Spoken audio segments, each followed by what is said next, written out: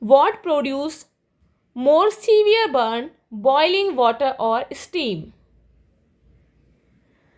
Steam produces more severe burns than boiling water. We know that in both boiling water and steam, the temperature is around 100 degrees Celsius. But steam causes severe burns. Let us explore the reason behind it. Steam causes more severe burns. Steam has more energy than boiling water. It possesses the additional latent heat of vaporization.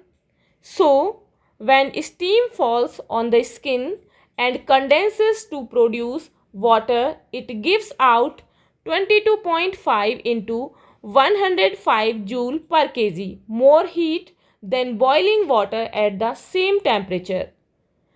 Steam has more energy than boiling water, therefore, burns produced by steam are more severe than those produced by boiling water. For more such videos, please subscribe our channel and press the bell icon for the latest notifications. Thank you.